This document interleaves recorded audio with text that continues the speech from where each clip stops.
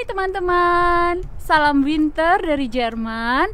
Dan seperti kalian lihat, aku sedang ada di tengah-tengah salju di pekarangan rumah kita. Dan ini sudah menjelang akhir tahun 2022. Tinggal beberapa minggu lagi masuk 2023. Dan di vlog kali ini aku mau flashback tentang tahun 2022 buat aku sendiri. Dan barangkali ada beberapa tips ataupun ide-ide yang bisa kalian jadikan inspirasi untuk tahun 2023 kalian. Jadi buat kalian yang penasaran, ikutin terus, tapi jangan lupa subscribe dulu supaya aku tambah semangat.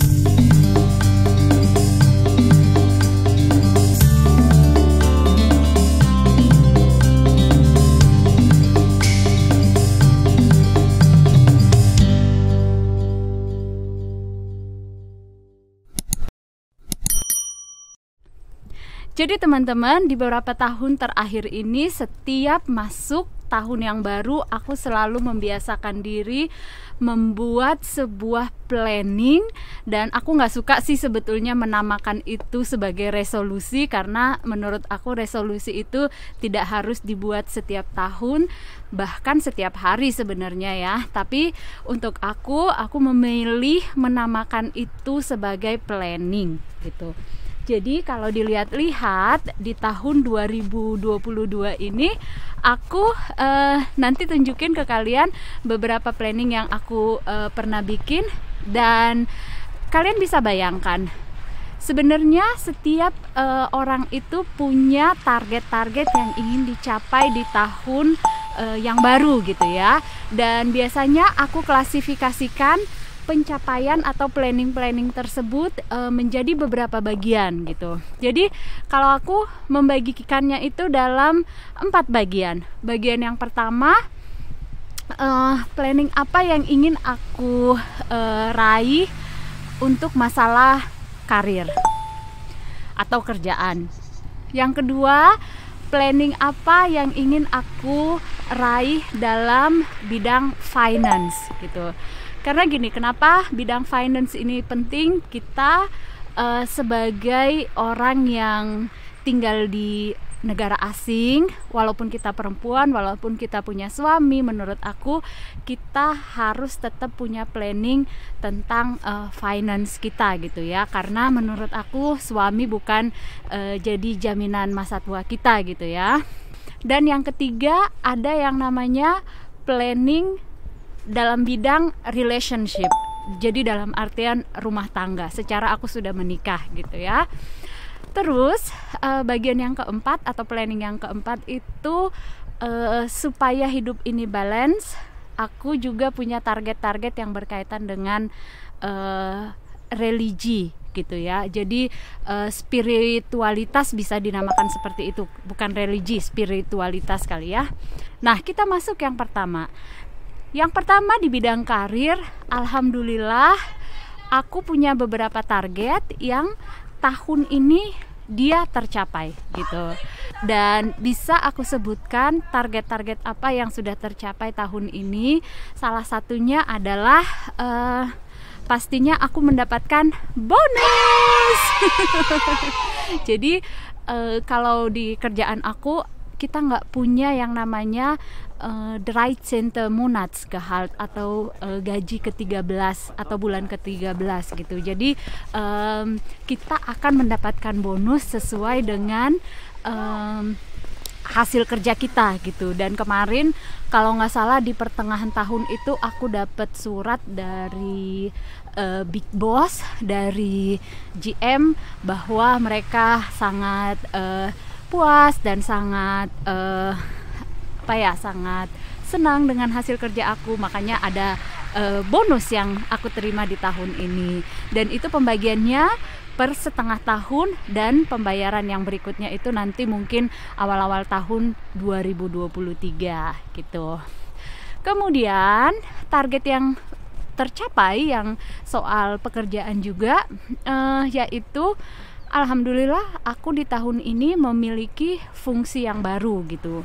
Dan sebetulnya pernah aku chat atau aku share di IG story juga bahwa tugas aku sekarang tidak berkaitan dengan operatif lagi atau operation Tätigkeit gitu, tapi lebih ke arah yang strategik gitu ya. Jadi dia lebih pengembangan organisasi dan lebih ke arah banyak proyek-proyek yang harus dijalankan yang kayak begitu gitu. Terus yang ketiga, alhamdulillah juga aku juga sangat senang itu mobil yang di belakang juga Dienstwagen aku, dan Dienstwagen itu artinya mobil kerja, dan ternyata memang dapat mobil kerjanya itu di luar ekspektasi, karena setahu aku harusnya aku mau dapatnya mobilnya yang biasa-biasa aja sih sebetulnya, dan aku waktu bargaining atau wawancara dengan bos juga sebetulnya aku bilang aku pengen mobil minimal yang kayak begini gitu, tapi ternyata dikasih mobil yang lebih bagus ya alhamdulillah gitu. Dan secara keseluruhan aku sangat bersyukur dengan fleksibilitas kerja yang aku miliki. Jadi aku bisa memutuskan sendiri kapan dan mau ngapain setiap harinya, yang penting target tercapai gitu. Jadi aku nggak punya aturan jam kerja dan semua itu fleksibel, yang penting target-target yang menjadi jadi to-do list aku itu tercapai gitu. Jadi aku tuh tiap hari fleksibel untuk menentukan apakah hari ini aku mau ke Pflegeeinrichtung ataukah home office. Dan alhamdulillah kebanyakan sih aku kerjanya saat ini home office, jadi makanya bisa sambil curi-curi waktu kayak nge-YouTube saat ini.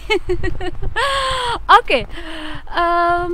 Poin yang kedua itu yang masalah finance gitu. Aduh, ngomongin masalah finance agak-agak rumit sih ya. Jadi kalau ngomongin finance intinya gini aja. Jadi aku dan suami itu punya target-target kita tahun ini mau ngapain, apakah itu dalam hal liburan, apakah itu dalam hal misalkan renovasi rumah atau apa segala macamnya, atau yang pastinya saving gitu. Dan alhamdulillah aku nggak usah sebutin bentuk iniannya ya, bentuk pastinya. Jadi intinya setiap tahun aku punya target harus mendapat atau mencapai nilai menabung itu berapa gitu, dan selalu itu yang aku jadikan prioritas nomor 1 gitu. Jadi ya itu tadi, karena sebetulnya kebutuhan itu tetap banyak dan gak ada habisnya. Makanya aku dulu pernah ngambil online coaching tentang finance, dan aku belajar dari online coaching itu bahwa kebanyakan orang-orang tidak bisa saving money karena prioritasnya itu yang nomor 1 bukan saving gitu, tetapi saving money-nya itu selalu prioritas nomor 2, nomor 3 gitu. Jadi aku kasih contoh, kalau kalian punya target ingin menabung katakanlah itu sebulannya 300 euro gitu ya, dan tiba-tiba harus vacation atau harus urlaub atau harus liburan atau mau beli ini mau beli itu, maka yang nomor 1 yang harus diprioritaskan adalah tujuan kalian itu tadi. Jadi menabung itu harus menjadi tujuan yang nomor 1, itu dulu yang dilakukan, baru nanti sisanya yang selanjutnya itu baru menyesuaikan setelah tujuan yang pertama itu tadi sudah tercapai gitu. Jadi itu salah satu triks gimana caranya kita menabung itu bisa continually dan berkesinambungan dari bulan ke bulan gitu. Dan yang lainnya tadi seperti yang sudah aku sebutkan tadi, dan dapat bonus, dan alhamdulillah yang tahun ini kita juga habis merenovasi salah satu bagian rumah gitu ya. Mungkin kelihatan kali ya dari sini. Tuh. Nah, itu tuh yang ini yang paling atas ini ya. Nah, ini lantai yang paling atas itu habis kita renovasi dan itu kita bikin studio. Dan by the way, renovasi di Jerman itu mahal banget, jadi tukang di Jerman itu mahal banget. Dan ya alhamdulillah tahun ini itu juga tercapai. Dan setelah itu ada juga pencapaian-pencapaian lainnya, misalkan kita tetap bisa liburan, mengunjungi keluarga, summer bisa pindah satu tempat ke tempat yang lain, kayak begitu. Oke, poin yang ketiga, poin yang dari bidang partnership atau bidang relationship. Jadi buat teman-teman yang sudah kenal aku, pastinya kalian tahu kita sudah menikah, dan menikahnya itu sudah masuk tahun ke-7 gitu. Dan memang kita takdir Allah belum dikaruniai keturunan. Dan sekarang kita juga sedang program bayi tabung, atau prosesnya itu sudah memasuki tahap yang kedua. Sebetulnya sudah di percobaan yang kedua. Dan ya sayangnya memang ini masih takdir dari Allah, belum berhasil juga ini di percobaan yang kedua. Dan kita masih ada satu percobaan yang berikutnya lagi. Dan kalau di Jerman itu bisa kalian bayangkan, program bayi tabung itu setengahnya dibayar sama asuransi kesehatan. Dan kalau misalkan kita mau melakukan program bayi tabung itu banyak banget syarat-syarat yang harus dipenuhi. Salah satunya harus menikah, usianya di bawah 40 dan segala macamnya. Jadi tahun ini itu melewati proses birokrasinya itu lumayan ribet, lumayan rumit. Dan alhamdulillah kita sudah masuk di tahap tersebut. Dan seperti yang udah aku bilang tadi, ini kita di percobaan yang kedua. Dan insya Allah percobaan yang ketiga itu akan ada di awal tahun depan. Jadi buat teman-teman online, aku minta doa, minta dukungan. Semoga insya Allah kalau memang itu takdir yang sudah ditetapkan untuk kita, kita juga bisa berhasil di program tersebut. Dan ya mungkin dikasih kesempatan juga memiliki keturunan. Dan di poin yang terakhir, di poin yang religi, ya insya Allah kita tetap sama-sama masih belajar. Dan tetap aspek spiritualitas itu menjadi aspek yang penting buat aku dan buat suami, walaupun kita tinggal di negara yang minoritas seperti ini gitu ya. Tapi menurut aku setiap manusia itu memiliki kebutuhan jasmani dan rohani. Dan salah satunya menurut aku aspek spiritualitas itu perlu dijaga dan perlu tetap diterapkan. Dan mudah-mudahan aku juga lagi berusaha setiap tahun itu bisa menjadi lebih baik, bisa menjadi manusia yang lebih baik, bisa menjadi manusia yang lebih bermanfaat, dan bisa memberikan manfaat buat yang lain juga gitu. Dan ada satu tema lagi yang tahun ini ternyata tara, surprise. Jadi yang berkaitan dengan YouTube aku. Jadi YouTube aku ini lahirnya itu adalah tanggal 31 Januari 2022. Aku ingat banget itu suatu pagi, suatu malam tiba-tiba aku pengen bikin konten gitu ya. Aduh, saljunya turun. Dan seperti yang udah aku bilang tadi, ini menjelang 1 tahun YouTube aku. Dan tadinya cuman iseng-iseng doang, iseng-iseng aja.